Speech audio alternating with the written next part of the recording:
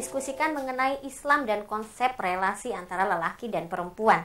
Nah, tadi kita sudah diskusikan juga kan, bahwa pada titik kenapa kesetaraan perempuan dan laki-laki sering menjadi perdebatan. Perdebatan dalam arti ada yang setuju, ada yang tidak setuju begitu ya. Nah, pertanyaan saya ini yang tadi saya simpan-simpan. Islam sendiri sebetulnya itu mengenal tidak konsep kesetaraan antara laki dan perempuan, baik di rumah ataupun di luar rumah, Mbak Nur? Tentu ya. Saya kira seluruh agama itu memandang manusia itu setara. Maksudnya adalah bahwa siapapun laki-laki maupun perempuan, orang kaya maupun orang miskin, di hadapan Tuhan adalah sama. Yang membedakan adalah prestasi yang dia peroleh. Jadi orang tidak bisa bangga karena prestasi dalam arti kebaikan ya. Orang tidak boleh bangga karena saya laki-laki. Orang itu kan gak milih mau jadi laki-laki atau perempuan. Ngapain membanggakan sesuatu yang bukan hasil usaha dia. Nah, Al-Quran menegaskan bahwa yang paling mulia di sisi Allah itu adalah orang yang bertakwa. Inna akramakum innallahi atqakum.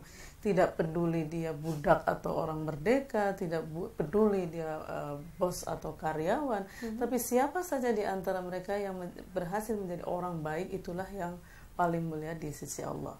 Dan Al-Quran juga menegaskan ya, wal mu'minuna wal mu'minatu ba'duhum awliya'u ba'din. Laki-laki mukmin dan perempuan mukmin itu dua-duanya saling menjaga, saling menolong. Sehingga ayat-ayat ini jelas menegaskan bahwa kedudukan laki-laki dan perempuan di dalam Islam itu adalah pada dasarnya setara. Yang membedakan adalah perbuatan baik yang dia lakukan.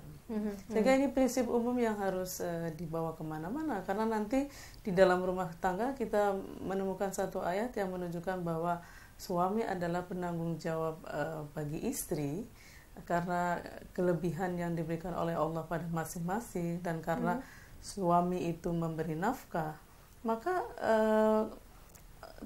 inti dari ayat itu adalah soal perlunya ada penanggung jawab di dalam rumah.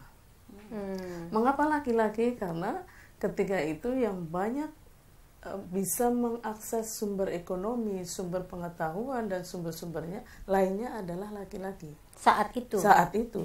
Tapi bukan berarti bahwa perempuan tidak bisa menjadi penanggung jawab keluarga dan boleh tidak bertanggung jawab, kan bukan begitu maksudnya. Jadi sehingga di dalam keluarga itu pada prinsipnya semuanya harus punya tanggung jawab. Hanya yang menjadi soal adalah ketika peran-peran dalam mempertanggungjawabkan perannya di dalam keluarga itu dibakukan gitu. Ini yang menjadi soal, karena ternyata misalnya seperti Mbak Nani ceritakan, dalam realitasnya itu tidak semua keluarga punya laki-laki sebagai penanggung jawab. Banyak yang punya laki-laki tapi tidak tanggung jawab, atau tidak punya laki-laki sama sekali, sehingga perempuan kemudian mau tidak mau harus menjadi penanggung jawab keluarga. Karena itu sejak kecil mestinya kita itu sudah mendidik laki-laki dan perempuan itu menjadi orang yang bertanggung jawab dalam kondisi apapun dan siap mengambil kepemimpinan, karena kita tidak tahu keluarga seperti apa yang akan kita alami di masa depan. Tapi anehnya gitu ya, orang yang menentang pada konsep kesetaraan juga selalu menggunakan dalil-dalil keagamaan ya, Al-Quran ya, di dalam surat An-Nisa misalnya. Melihat hal seperti ini, seperti apa yang bisa kita lakukan sebetulnya, Mbak Nani? Kalau saya memang yang kalau dalam Islam ya, ayat yang paling sering dijadikan senjata ampuh itu surat An-Nisa, itu bahwa laki-laki adalah pemimpin.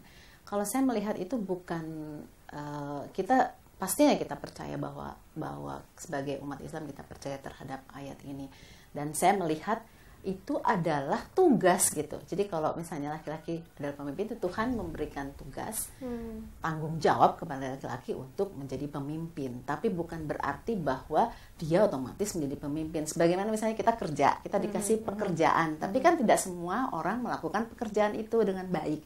Begitu juga kepemimpinan ini, pemimpin tidak selalu. Kalaupun misalnya laki-laki memimpin, ya nggak ada salahnya juga gitu, tapi bukan berarti ketika dia memimpin, orang yang dipimpin oleh dia itu lebih rendah derajatnya daripada pemimpinnya, enggak kan? Dan bisa apapun, bisa dia menjadi pemimpin kan gitu. Karena ada orang yang dipimpin. Jadi derajat dia sebagai pemimpin ditentukan oleh orang yang dipimpinnya gitu. Sehingga jadi konsep ini gitu, konsep relasi atas bawah, relasi yang hierarkis inilah yang kemudian menyebabkan perempuan berada pada posisi yang selalu hierarkinya di bawah gitu, tidak setara.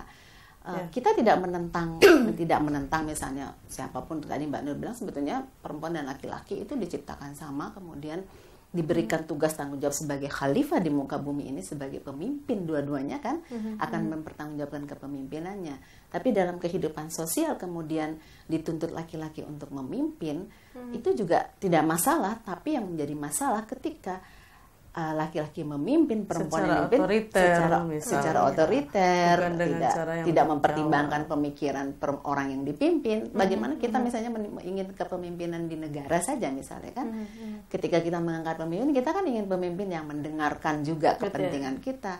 Karena itu tadi, kepentingan laki-laki, perempuan itu berbeda-beda gitu, kebutuhannya berbeda, pengalamannya berbeda, fisiknya berbeda, yang membutuhkan pemikiran yang sama gitu. Betul. Jadi saya kira kalau kita percaya dengan Tuhan ya, dengan Allah, itu laki-laki dan perempuan itu harus tunduknya pada Allah itu, bukan tunduk pada satu sama lain. Misalnya begini, laki-laki dan perempuan sebagai manusia, dia itu sama-sama ditunjuk sebagai khalifah fil ard ya, sebagai pemimpin di muka bumi. Kemudian tapi dua-duanya juga punya kedudukan sebagai hamba gitu. Itu kan kalau khalifah itu memerlukan aktif ya, sifat aktif. Hamba itu mengerem dia untuk tidak sewenang-wenang gitu. Sesama hamba nggak boleh dong menghambakan gitu, saling menghambakan sesama hamba gitu. Jadi sudah sangat jelas pada tataran itu ya pemaknaannya. Nah, ditahan dulu nih Mbak Nur, nanti bisa dilanjutkan. Pemirsa jangan kemana-mana, kami akan kembali sesaat lagi.